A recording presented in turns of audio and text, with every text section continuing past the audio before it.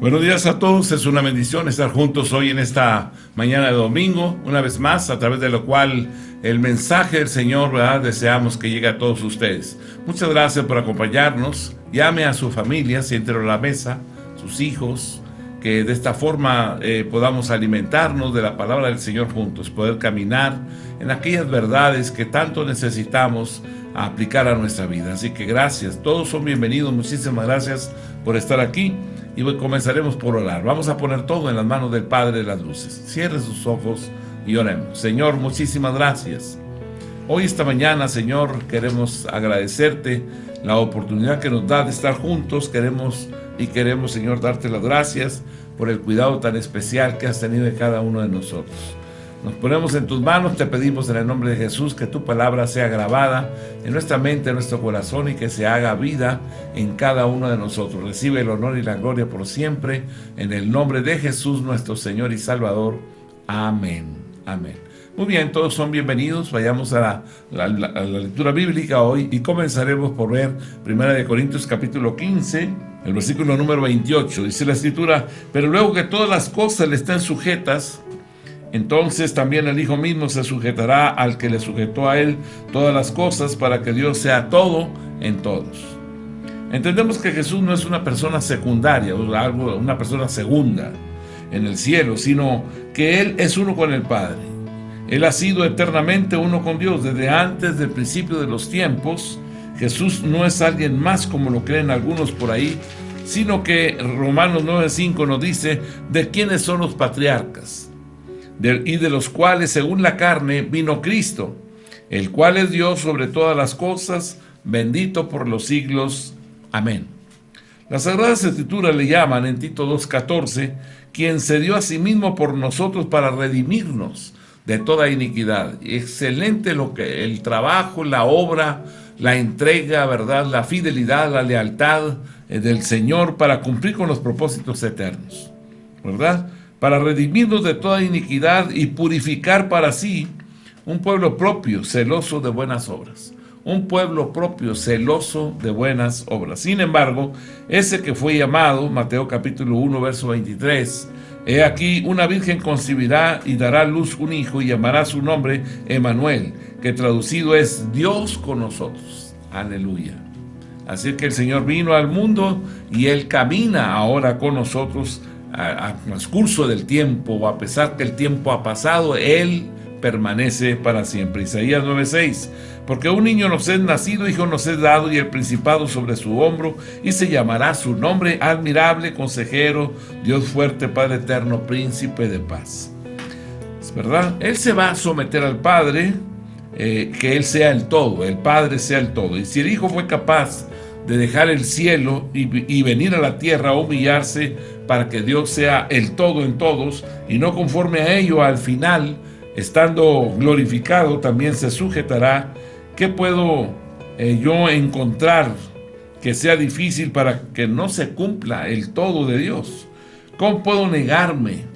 ¿Cómo puedo pasar por alto esa voluntad de Dios de ser el todo, ¿verdad? Y pues estamos en el reino, pertenecemos al reino, aquí estamos dispuestos enteramente para el Señor, y esto no es un caso aislado realmente, ni es una cualidad importante en nuestras personas, no, sino actitudes que ocurren a diario en hombres y mujeres de Dios, los cuales sé que están dispuestos para Él, ¿verdad? Todo aquel que ha conocido a Dios, claro que está dispuesto para rendir más y más su vida cada día. Así que vamos caminando en el Señor, ¿verdad? Romanos capítulo 12, versículo 10. Amaos los unos a los otros con amor fraternal, en cuanto a honra, prefiriéndoos los unos a los otros. Juan capítulo 3, versículo 30, nos dice: es necesario que Él crezca para que yo mengüe. Qué hermoso es cuando nos cedemos unos a otros para el reino, para que el Señor sea glorificado. Cuando salimos a las naciones, no para hacer un nombre, sino para llevar el nombre del Señor, ¿verdad?, y glorificarlo. Es necesario estar movidos en Cristo, ¿verdad?, para estar dispuestos, motivados siempre debemos de estar, motivados a renunciar a lo nuestro y ponerlo todo a favor del Señor, privarnos de cualquier cosa para beneficio del todo. Por tanto, como nos dice en Filipenses capítulo 2, versículos 5 al 7, haya pues en vosotros este sentir que hubo también en Cristo Jesús, el cual, siendo en forma de Dios, no estimó el ser igual a Dios como cosa a que aferrarse, sino que se despojó a sí mismo, tomando forma de siervo, hecho semejante a los hombres. Y dicen las Escrituras que Jesús vino y no solamente se expuso, sino que como oveja fue llevado al matadero, y frente a sus trasquiladores enmudeció, no abrió su boca. Isaías 53, el versículo número 7. Angustiado él y afligido, no abrió su boca. Como cordero fue llevado al matadero, y como oveja delante de sus trasquiladores enmudeció y no abrió su boca. No murió quejándose, lo dio todo por el todo, y si algo pudo dolerle al Hijo, fue el ser separado de su Padre, pues en la eternidad nunca había ocurrido que ellos se separaran. Sin embargo, en la cruz, por 6 horas, el Padre quitó de él su rostro. Quedó solo para llevar los pecados de nosotros, poder tomar esa oveja que se extravió, y él dejó en el cielo las 99, o sea, a todos los ángeles, los otros mundos, para venir a esta unidad, a la tierra, y pagar un precio tan elevado, tomar este planeta tan rebelde y anexarlo al gran todo de Dios. Es por esto que necesitamos entender que si Dios nos dio vida y nos llamó a un propósito, no fue para perpetuar nuestros reinos, claro que no, para que nos hagamos su nombre, para que nos digan, ¿verdad?, el grandioso ministerio del pastor fulano de tal. No, porque entonces estaríamos haciendo nuestro propio reino y delegando a un segundo lugar el reino de Dios. La iglesia tiene un propósito general dado por su Señor, no a una iglesia en particular o de un país específico, sino que es una misión total, universal y eterna, que agrupa a todas las congregaciones y a todos. No obstante, ese gran propósito tiene que comenzar por las células, ¿verdad?, para que llegue a todo el cuerpo y cubra desde el menor hasta el mayor, ¿verdad? Hebreos capítulo 8, versículo 11. Y ninguno enseñará a su prójimo, ni ninguno a su hermano, diciendo, conoce al Señor, porque todos me conocerán, desde el menor hasta el mayor de ellos. Por eso Dios nos habla directamente a nosotros, para que vivamos en el todo, pues aunque somos una célula en el cuerpo mundial de Jesucristo, pertenecemos a un todo que subsiste, porque Dios está sobre todos, por todos y en todos. Aleluya. Filipenses capítulo 2, versículo número 17. Y aunque sea derramado en libación sobre el sacrificio y servicio de vuestra fe, me gozo y regocijo con todos vosotros. ¿Qué significa la palabra libación? ¿Qué quiso decir el apóstol Pablo cuando dijo que no le importaría el ser derramado en libación sobre el sacrificio y servicio de vuestra fe? La primera vez en la Biblia en que se muestra la realización de una libación, ¿verdad?, es en Génesis capítulo 28, versículo 18. Y se levantó Jacob de mañana y tomó la piedra que había puesto de cabecera y la alzó por señal y derramó aceite encima de ella. Es decir, que Jacob, después que hizo el sacrificio al Señor, levantó la piedra que tomó como cabecera, la cual era un tipo de Cristo. Primera de Corintios capítulo 10, el versículo número 4. Y todos bebieron de la misma bebida espiritual, porque bebían de la roca espiritual que los seguía, y la roca era Cristo. Y derramó sobre ella aceite, lo que bien podíamos interpretar como libación. La libación es un ofrecimiento derramado, algo líquido que se sacrifica con derramamiento en la ofrenda de Dios. Notemos en Génesis 35, versículo número 14. Jacob hace lo mismo, pero ahora el escritor usa la palabra libación. Génesis 35, 14 nos dice, y Jacob erigió una señal en el lugar donde había hablado con él, una señal de piedra, y derramó sobre ella libación y echó sobre ella aceite. Estas son las dos menciones primeras de las prácticas de un adorador derramando libación sobre la ofrenda que le dedica a Dios. Más tarde, cuando Dios da la ley a Moisés, se estableció la libación como parte de la adoración, como algo que se añadía al sacrificio. Veámoslo en el Pentateuco y analicemos cómo Dios ordenó hacer todo esto. Éxodo 29:40. Además, con cada cordero una décima parte de un efa de flor de harina amasada con la cuarta parte de un hin de aceite de olivas machacadas. Es decir, que la libación era parte de las ofrendas del holocausto continuo. En otra ofrenda, Dios añade una medida de vino, un elemento diferente a la libación de aceite, lo cual también dice en Levítico 23:13. Su ofrenda será 2/10 de efa de flor de harina, amasada con aceite, ofrenda encendida a Jehová en olor gratísimo, y su libación será de vino, la cuarta parte de un hin.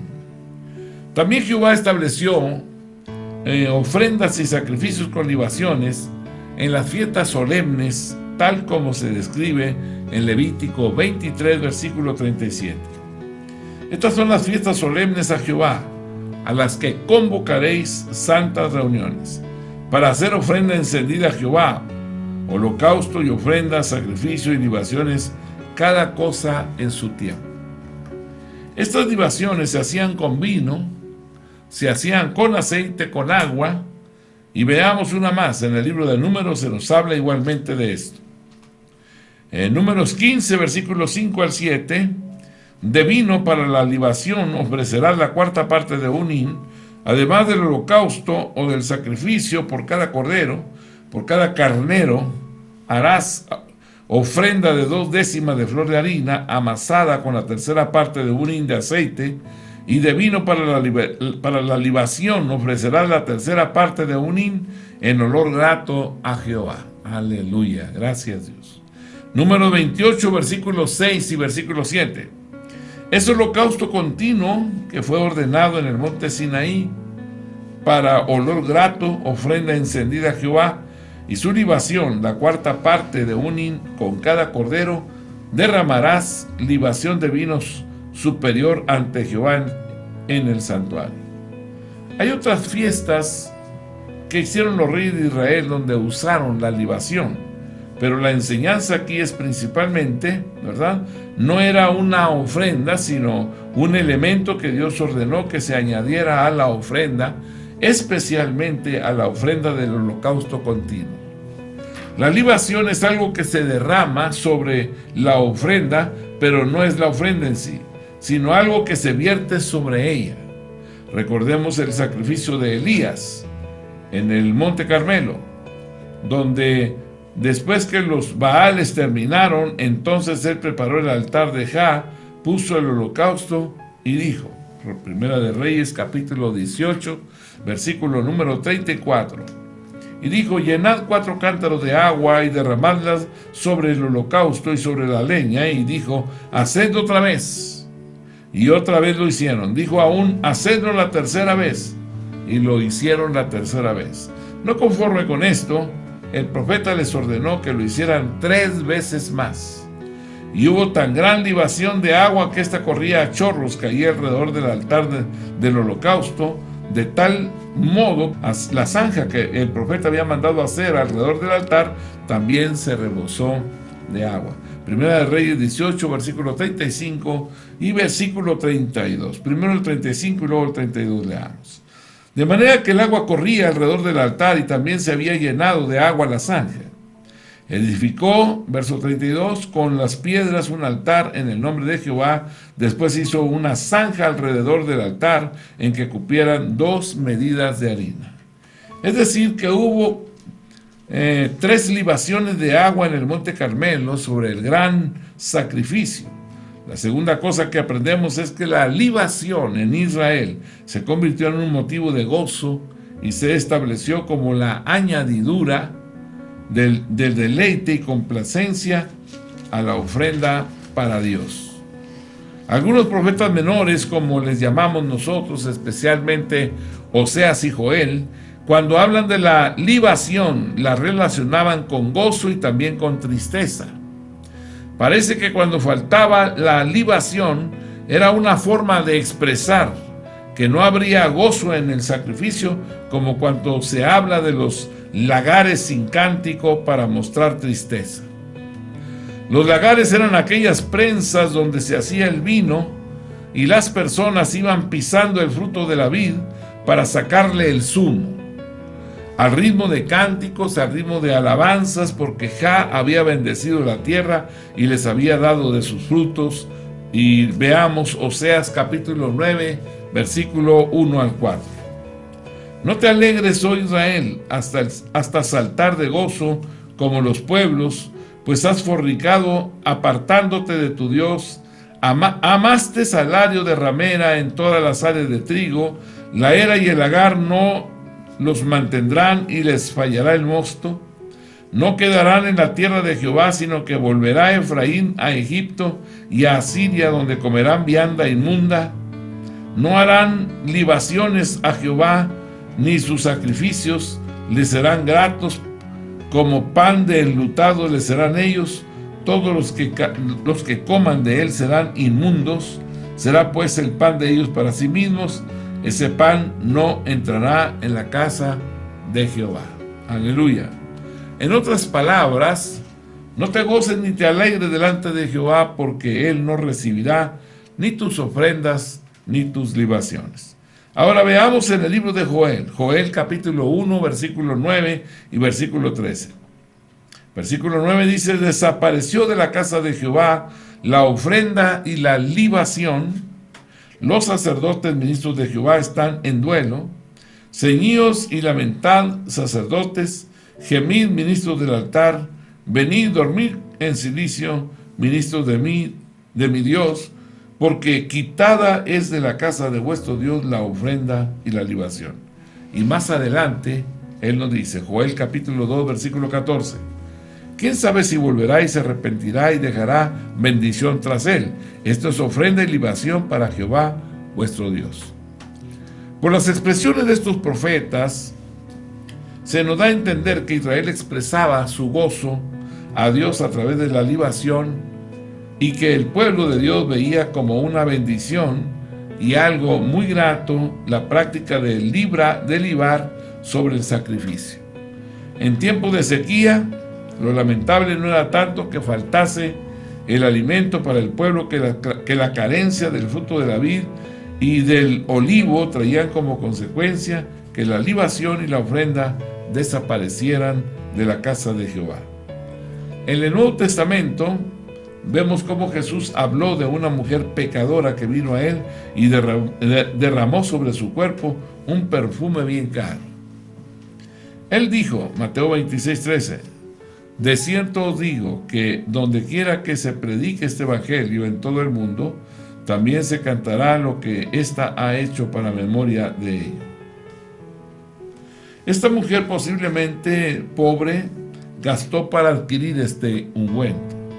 Seguramente más de 300 denarios, lo que equivalía al salario de todo un año de un obrero en aquel tiempo, y la derramó, libación, sobre la cabeza del Mesías. Muchos consideraron eso como un escándalo, un gran desperdicio, muchísimos recursos, pues había muchos pobres que necesitaban de ayuda económica sin saber lo que luego Jesús, conociendo sus pensamientos, les declaró. Mateo 26, versículo 10 al 12. Y entendiéndolo, Jesús les dijo, ¿por qué molestáis a esta mujer? Pues ha hecho conmigo una buena obra. ¿Por qué siempre tendréis pobres con vosotros, pero a mí no siempre me tendréis? Porque el derramar este perfume sobre mi cuerpo lo ha hecho a fin de prepararme para la sepultura. Jesús se estaba refiriendo precisamente a la costumbre de aquellos días de que los muertos se les ungía con perfume. Aunque estaba aludiendo a esta práctica, podemos aplicarlo a la ley de la libación, pues Jesús como cordero ofrecía su vida por la humanidad. Así que esta mujer lo estaba preparando para el sacrificio, digamos como una ofrenda especial a la que se le echaba libación, el perfume de su amor. Sin saberlo, ella lo preparó para la sepultura y para el sacrificio santo, en el cual por primera vez y para siempre una vida humana se derramaría como libación. En uno de los salmos mesiánicos se describe de manera sorprendente la crucifixión. Y aunque lo escribió David, es como si mismo Cristo clamara al Padre a través de él. Salmo 22:14. He sido derramado como aguas, y todos mis huesos se descoyuntaron. Mi corazón fue como cera, derritiéndose en medio de mis entrañas. Jesús continúa en el Salmo describiendo su pasión y su muerte y termina glorificando al Padre por su eterna salvación. Lo que queremos señalar es que Cristo le habló al Padre acerca de su pasión y de su muerte como un derramamiento. Si leemos el contexto de este salmo, veremos que se trata o que se está refiriendo proféticamente a la crucifixión, cuando el Cordero de Dios se ofreció como ofrenda sobre nosotros. Veamos ahora cómo hablaron los profetas acerca del sacrificio de Jesús y lo que el Padre dice acerca de él mismo. Isaías 53, versículo 3 al 12. Despreciado y desechado entre los hombres, varón de dolores, experimentado en quebranto, y como que escondimos de él el rostro. Fue menospreciado y no lo estimamos. Ciertamente llevó él nuestras enfermedades y sufrió nuestros dolores. Y nosotros le tuvimos por azotado, por herido de Dios y abatido. Mas él herido fue por nuestras rebeliones, molido por nuestros pecados. El castigo de nuestra paz fue sobre él, y por su llaga fuimos nosotros curados. Todos nosotros nos descarriamos como ovejas, cada cual se apartó por su camino, mas Jehová cargó en él el pecado de todos nosotros. Angustiado él y afligido, no abrió su boca. Como cordero fue llevado al matadero, y como oveja delante de sus trasquiladores enmudeció y no abrió su boca. Por cárcel y por juicio fue quitado, y su generación, ¿quién la contará? Porque fue cortado de la tierra de los vivientes, y por rebelión de mi pueblo fue herido. Y se dispuso con los impíos su sepultura, mas con los ricos fue en su muerte.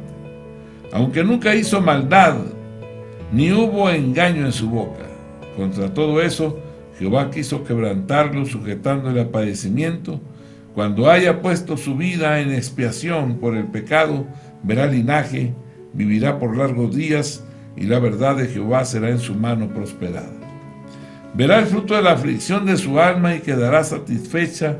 Por su conocimiento justificará mi siervo justo a muchos y llevará las iniquidades de ellos. Por tanto, yo le daré parte con los grandes, y con los fuertes recuperará despojos, por cuanto derramaron su vida hasta la muerte. Y fue contado con los pecadores, habiendo él llevado el pecado de muchos y orado por los transgresores. Aleluya. Veamos la expresión de este pasaje de Isaías capítulo 53, el versículo número 12. Derramó su vida hasta la muerte. Podemos afirmar que Jesucristo derramó en la cruz su sangre, no únicamente en expiación, sino también en libación, y no tan solo porque fue derramada, sino porque lo hizo con gozo, así dijo por boca del salmista. Salmo 40, versículos 6 al 8. Sacrificio y ofrenda no te agrada. Has abierto mis oídos, holocausto y expiación no has demandado. Entonces dije, he aquí vengo, en el rollo del libro está escrito de mí. El hacer tu voluntad, Dios mío, me ha agradado, y tu ley está en medio de mi corazón. Por la gracia de Dios, Jesucristo gustó la muerte a fin de llevarnos a todos a la gloria. Hebreos capítulo 2, versículo 9 y versículo 10. Pero vemos a aquel que fue hecho un poco menor que los ángeles, a Jesús coronado de gloria y de honra a causa del padecimiento de la muerte, para que por la gracia de Dios gustase la muerte por todos.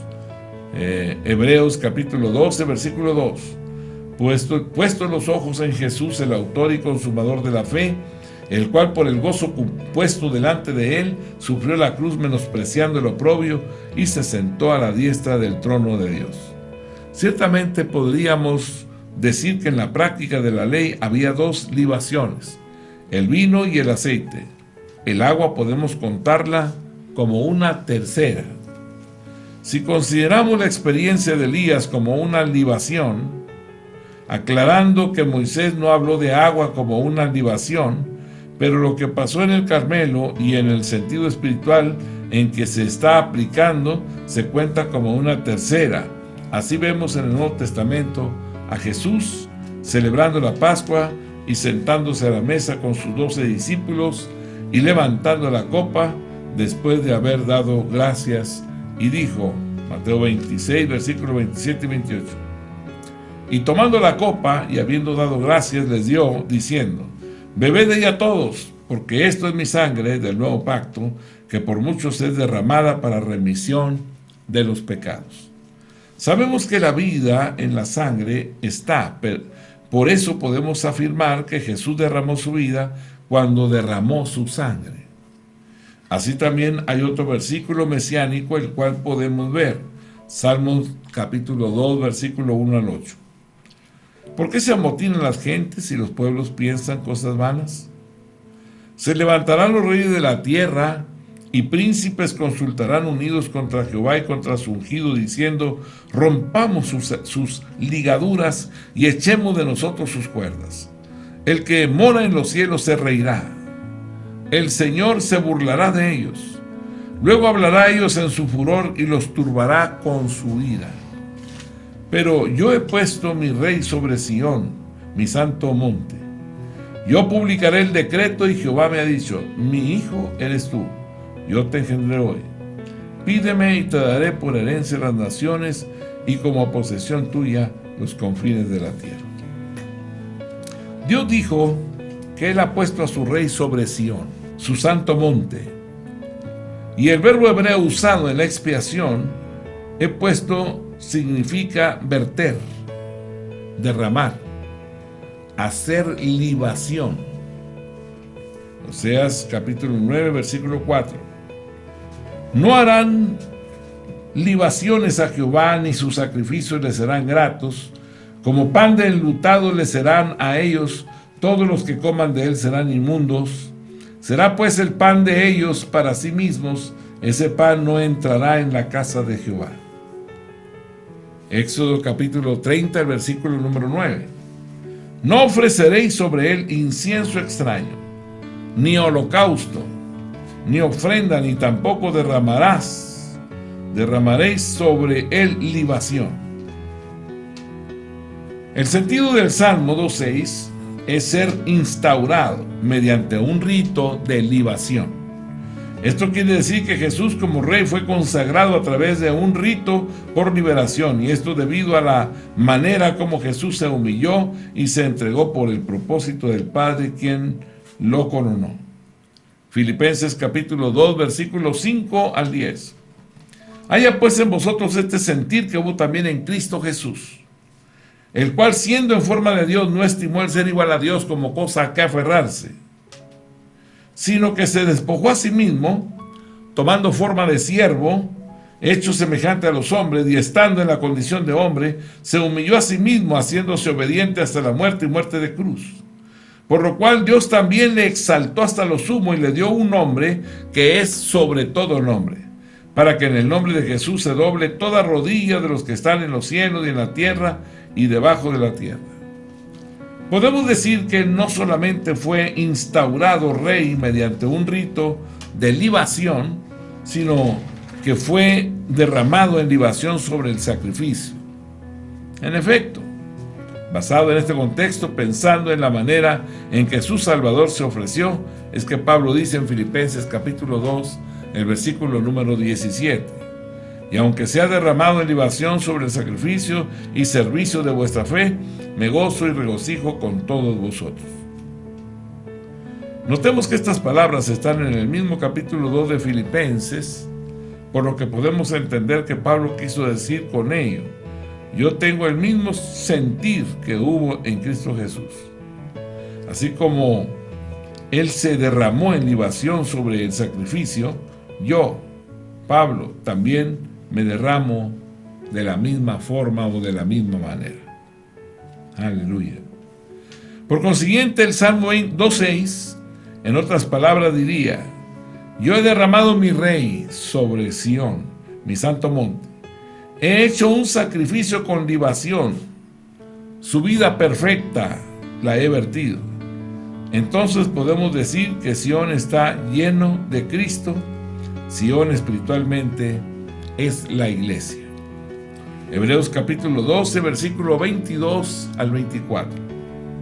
Sino que os habéis acercado al monte de Sión, a la ciudad del Dios vivo, Jerusalén la celestial, a la compañía de muchos millares de ángeles, a la congregación de los primogénitos que están inscritos en los cielos, a Dios el juez de todos, a los espíritus de los justos hechos perfectos, a Jesús el mediador del nuevo pacto, y a la sangre rociada que habla mejor que la de Abel. Apocalipsis capítulo 21, versículo 9 y versículo 10. Vino a mí uno de los 7 ángeles que tenía las 7 copas llenas de aceite de las 7 plagas postreras, y habló conmigo diciendo: ven acá, yo te mostraré la desposada, la esposa del Cordero. Y me llevó en el espíritu a un monte grande y alto, y me mostró la gran ciudad sujeta de Jerusalén, que descendía del cielo de Dios. Y Dios mora en ella. El Calvario geográficamente está en los contornos de Jerusalén y está entre Sión, Isaías 30, versículo 19. Ciertamente el pueblo morará en Sión, en Jerusalén. Nunca más llorarás.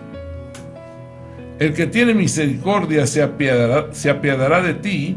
Al oír la voz de tu clamor, te responderé. Isaías 31:9. Y de miedo pasará su fortaleza y su principado y sus príncipes, con pavor dejarán sus banderas, dice Jehová, cuyo fuego está en Sión y su horno en Jerusalén. Aleluya. Dios derramó a Cristo sobre el sacrificio. Por eso Sión está lleno de vida de Jesús, de alabanza, de poder, de autoridad. Ahí es donde habita la hermosura de su santidad. ¿Dónde será enjugada toda lágrima? Bueno, y solo gozo perpetuo habrá sobre los que en él habitan. Dios no nos llamó a un monte que humea, sino que nos llamó al monte de Sión. Este monte, que es la iglesia, está llena de Jesús, porque Dios derramó a su Rey sobre nosotros. Estamos llenos de nuestro Rey. Jesucristo nos lavó con su sangre.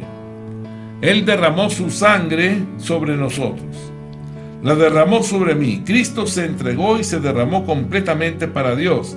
La iglesia está llena de Jesús. Tú estás lleno de Jesús porque Él se derramó en ti. La idea de derramar es verterse, entregarse completamente. En lo que hace un líquido cuando se derrama sobre algo y volteándose se expande, llenando todo el lugar, de manera que para encontrarlo de nuevo tendríamos que extraer del lugar donde se ha vertido, porque de otra manera no se encuentra, ya que ha sido absorbido. Esta ilustración, ¿verdad? O se ilustra la idea de entregarse y de derramarse, de humillarse delante de la presencia de Dios, aunque somos quebrantados por el Espíritu Santo de Dios, nos tiramos al piso porque perdemos las fuerzas para mantenernos en pie, estamos desvanecidos. Por eso cuando en la iglesia desciende la gloria de Dios, hay un derramamiento, porque la Biblia habla que Dios derramó a su Rey en Sión. Pero el día de Pentecostés, ¿verdad? El Señor derramó su Espíritu. De las tres formas de libación que hemos visto, podemos decir que el vino que el vino fue derramado en el Calvario, tipificado por la sangre de Jesús. Por eso no es una casualidad que cuando le atravesaron el costado a Cristo con la lanza, al instante saliera sangre y agua. Juan 19:34. Pero uno de los soldados le abrió el costado con una lanza y al instante salió sangre y agua. Por lo que en el Calvario también se derramó aguas, es decir, que desde Juan el Bautista hasta la muerte de Jesús, sobre la ofrenda se había libado sangre y agua. Jesús fue ungido por el Padre y siendo el Mesías ungido, se derramó en la cruz y también en el día de Pentecostés a través del Espíritu Santo. En Mateo capítulo 3, versículo 11. Yo a la verdad os bautizo en agua para arrepentimiento, pero el que viene tras mí, cuyo calzado yo no soy digno de llevar, es más poderoso que yo. Él os bautizará en Espíritu Santo y fuego. Ahí en ese cuartito, donde había una iglesia orando y entregada a Dios, ¿verdad? Estaba entregando todas sus expectativas. Se derramó Cristo en el Espíritu de Dios, como lenguas de fuego descendió sobre una iglesia a la cual consagró. Este es el ungüento divino. Yo he derramado mi rey en Sión. Eso es lo que significa Jesús. Él era el sacrificio, por eso aquella mujer, sin saberlo, le derramó el perfume sobre la cabeza, dedicándoselo a Dios. Él se consagró y entregó su vida hasta la muerte en la cruz. Dios en Cristo se entregó a nosotros y en el día de Pentecostés también cayó la libación sobre la iglesia. Cayó el aceite, cayó la consagración. Es por esto que somos cristianos. La palabra Cristo significa ungido, Mesías. Dios nos derramó en Cristo las tres libaciones, las tres unciones, la del aceite, que es el Espíritu Santo, la del vino, que es la sangre de Cristo, que representa el pacto y el gozo, y la del agua, que es el lavamiento, la santificación y la regeneración por el Espíritu Santo. Quiere decir entonces que el Señor se ha derramado, el Señor se ha vertido plenamente, se ha entregado por entero a nosotros. La libación es Él. El sacrificio Él lo hizo. Y Él derramó su sangre en la cruz del Calvario para darnos salvación y vida eterna. Cerremos nuestros ojos y oremos. Que nuestra vida en el sacrificio tenga esa libación. Que con alegría, con sencillez de corazón, glorifiquemos al Todopoderoso. Eso le agrada a Dios y esa es la ofrenda perfecta. Cristo en la cruz del Calvario es la ofrenda perfecta. Ahora nuestras vidas como una libación, entregadas a la comunión con Él. Cierre sus ojos y oremos. Señor, muchísimas gracias. Te bendecimos en esta noche y yo bendigo la vida de mis hermanos. Guárdalos a todos en el hueco de tu mano, sus familias, sus hijos, las generaciones que le siguen, Señor. Líbranos del mal, permítanos crecer en la gracia y en el conocimiento tuyo, Señor. Y a ti sea todo el honor y toda la gloria por siempre. Amén. Dios les bendiga a todos, la paz de Dios sea con ustedes. Gracias por estar aquí con nosotros. Amén.